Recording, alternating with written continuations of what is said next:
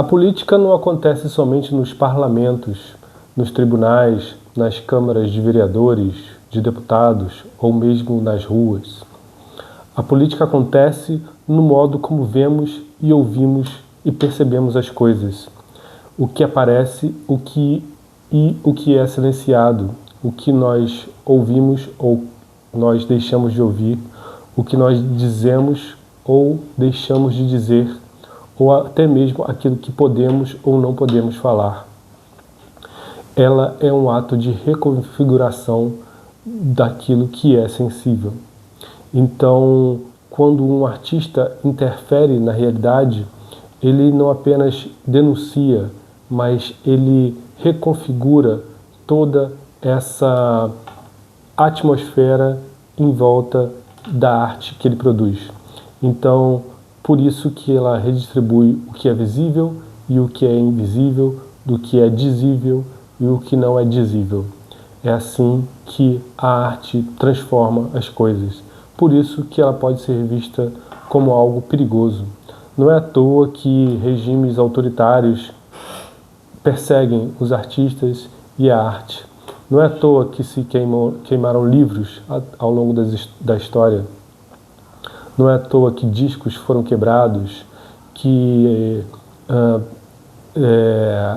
exposições de arte foram feitas para mostrar o que está errado, como a exposição de arte degenerada que foi criada por Hitler, ou que os artistas são perseguidos e são acusados de ganhar dinheiro ilícito, como aqueles maldosos que usam da Lei Rouanet, por exemplo, né? Como a gente viu recentemente. Não foi à toa que os artistas foram tão perseguidos, tão achincalhados, porque isso é um projeto de um poder que teme o que a arte pode trazer, que é essa reconfiguração do sensível, e só apenas reconfigurando esse sensível, reconfigurando o pensamento, é que as revoluções acontecem, né? Mas acho que é quase uma covardia você dizer que uma arte pode mudar uma coisa apenas por si própria. Ela está envolta em todo um conjunto de disciplinas, todo um conjunto de atividades. Por isso, a efetividade dela a métrica da efetividade não vale a pena ser usada. Eu acho que é uma questão ruim, assim como o que é melhor ou o que é pior, qual é o ranking da melhor arte ou da pior arte. Esses parâmetros não cabem muito bem quando a gente fala de um trabalho artístico. Porém, a gente está falando aqui de arte política e ela reconfigura indubitavelmente o nosso pensamento. Às vezes mais, às vezes menos, mas nem sempre ela é passível de metrificação. Entretanto, existem vários exemplos que a gente pode dizer de arte política que reconfigurou o pensamento, reconfigurou aquilo que é dito, né? Por exemplo, o México, após a Revolução, por volta de 1920, depois que caiu o ditador Porfírio Dias, um novo México se perguntava quem nós somos, né? E artistas como Diego Rivera, como Siqueiros, Davi Siqueiros, como o José Clemente Orozco, reconfiguraram a imagem do México. Fizeram murais em espaços públicos e nesses murais estava uma grande parte da população que não tinha poder de decisão, que não podia dizer coisas, que era silenciada, que eram os indígenas, os mexicanos pobres, aqueles que não aparecem e não apareceram nesses tempos de ditadura do Porfírio Dias. Então, essas narrativas dos indígenas, dos camponeses, estavam atoladas por uma política ditadora, né? ditatorial. E assim, Siqueiros, Orozco, Rivera começaram a pintar grandes murais mostrando esses camponeses, assim, os indígenas, em lugares de protagonismo, né, para dizer uma palavra, para usar uma palavra assim que eu acho que já está até um pouco desgastada, né? Mas esses lugares onde essas pessoas apareciam, né? De alguma forma, por alguma narrativa visual que agora poderia ser reconhecida, né? Como aquilo é o México. O México são essas pessoas. O México não é o governo do México, né? Então, essa vida cotidiana, ela passou a ocupar espaços monumentais. E claro que tudo isso também tem uma reação, por exemplo, quando o Rivera foi pintar um mural também para os Rockefeller, grande família estadunidense milionária, né? Milionária, bilionária. Os Rockefeller são os grandes bilionários que se envolvem com arte e subvencionaram alguns trabalhos do Diego Rivera, e ele simplesmente colocou Lenin em um deles, né? Colocou a figura do Lenin, pintou a figura do Lenin num desses murais. E ele ousou colocar esse Lenin aí, porque a arte política, a arte em geral, me parece, me deveria parecer, que ela não apenas transmite um eu interior, ou uma coisa idílica, ou a beleza, né, do que você viu ou que você achou interessante compartilhar, mas ela também confronta, e ela confronta os poderes. Outro clássico exemplo é a Guernica de Picasso, que ele pintou em 1937 por conta do bombardeio da cidade basca de Guernica. E ele não fez uma obra realística, ele fez ao estilo Picasso, e esse estilo fragmentado, esse estilo onde várias coisas acontecem ao mesmo tempo e são exageradas. E é por isso mesmo que a gente consegue compreender talvez um pouco mais o horror de um bombardeio, de uma guerra, e pintada sem cores, em preto e branco, monumental, tudo isso, e também pintada por um artista já consagrado, que era Picasso, já em 37, e o realismo talvez não desse conta do massacre, talvez estetizasse o massacre de uma maneira que ele ficasse inócuo, quando a gente visse uma mensagem, como a gente muitas vezes vê imagens, vídeos de pessoas que estão sendo mortas ou que já estão mortas, e nesses jornais sensacionalistas, em lugares que querem pegar os nossos views, você percebe que aquilo não faz mais efeito, né? Aquilo adormece, ao contrário, a gente que fica acostumado com imagens de dor e sofrimento. Então, esse exemplo do Picasso, da Guernica de Picasso, é um desses episódios, né, que a gente pode lembrar quando, por exemplo, ele foi apresentar para uns generais essa pintura, e alguém teria perguntado, um anedotário, não sei se é verdade, se não, mas que teriam perguntado para ele, então foi você que pintou esse trabalho? E o Picasso teria dito, não, foram vocês. Então, essa parte da arte política não está somente, lógico, nas artes plásticas, mas muitos livros foram queimados em momentos diferentes, discos, né? Os discos dos Beatles que foram queimados depois que John Lennon teria dito que eles eram mais famosos que Jesus. Então isso é uma questão política, da sociedade, né?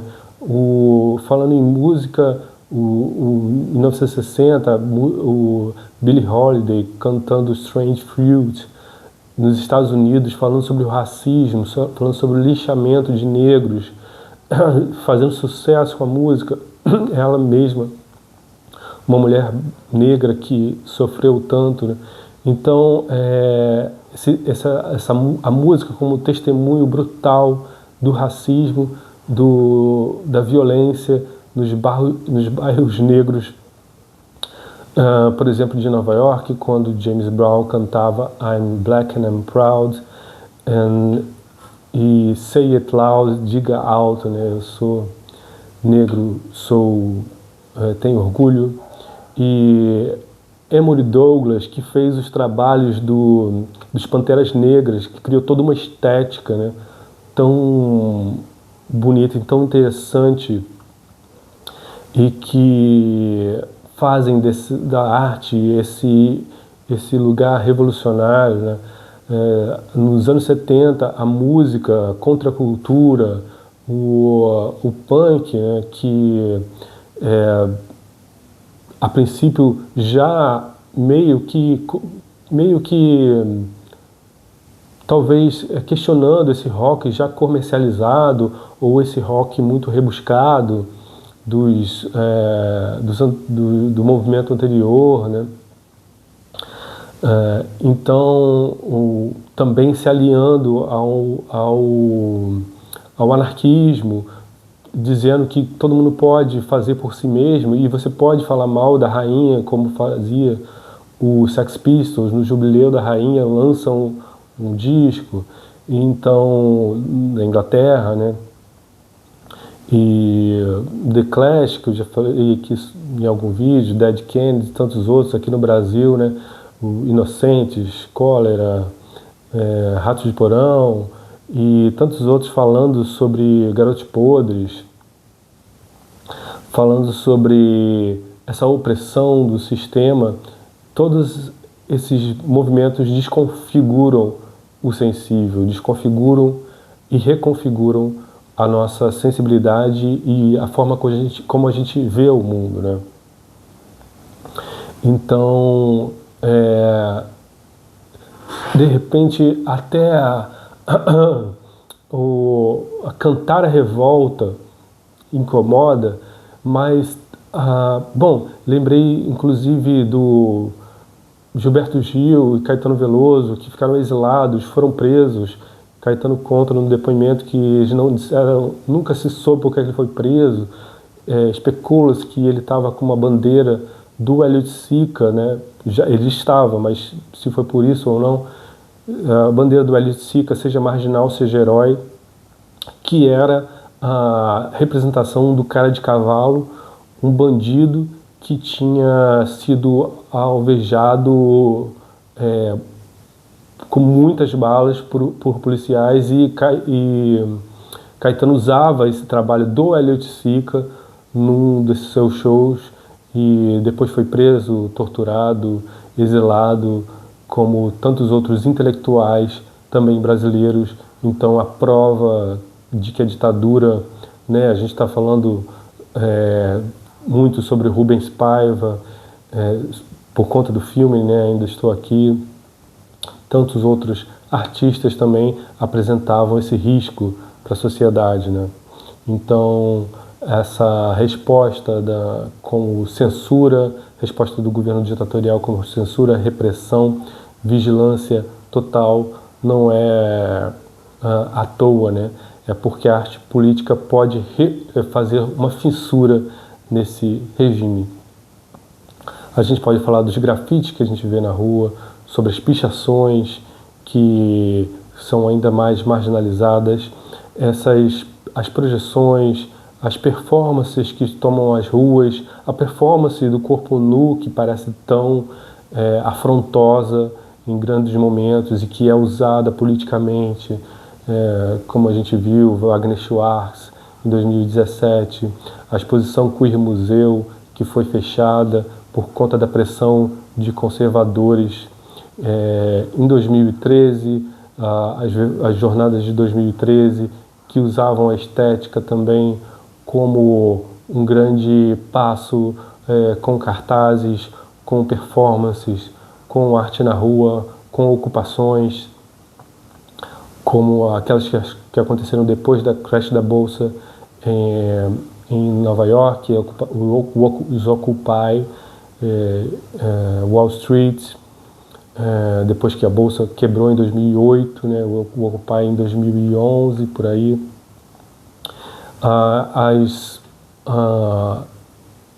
As manifestações contra a retirada de pessoas, as remoções aqui no Rio de Janeiro por conta da Copa do Mundo, das Olimpíadas, as remoções de pessoas pobres e que foram denunciadas de forma artística por tantos artistas tão interessantes, e tudo isso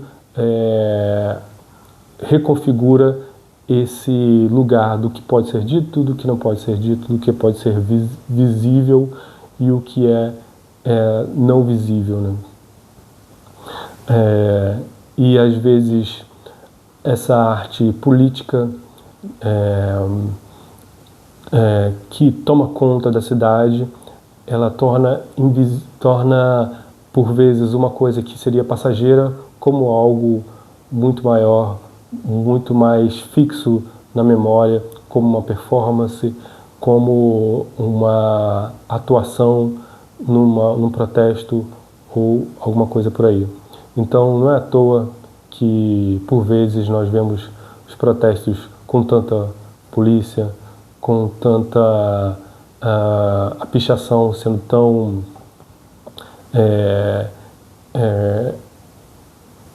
ou performances ou estão interrompidas, estão vilanizadas,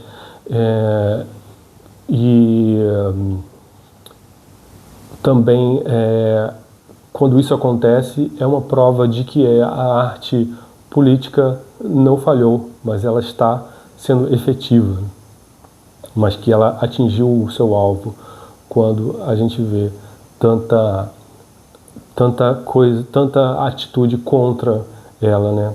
Então, falei aqui um pouquinho rapidamente, né, dando alguns exemplos, umas pinceladas de exemplos, mas essa questão da reconfiguração do sensível tem a ver com Jacques Rancière, que é um filósofo francês e que tem uns livros sobre essa questão arte política, né? E ele fala da disputa do poder e principalmente desse espaço onde o que pode ser dito e o não dito, né? E alterar principalmente aquilo que parecia estável.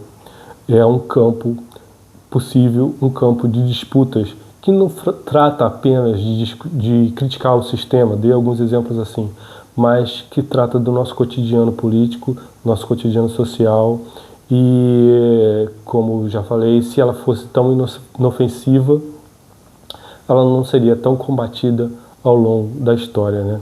Mas cada vez que um quadro foi queimado, um rapper silenciado, cada vez que um mural foi apagado, se provou que a arte política não é fraca, porém é muito forte e tem um imenso poder. Ok? Então, esse foi o vídeo de hoje, espero que tenham gostado. Se vocês acharam interessante, passem para um colega, para um amigo, repassem, inscrevam-se, cliquem no sininho para saber mais vídeos de arte e cultura. Ok? Valeu, um abraço e até mais.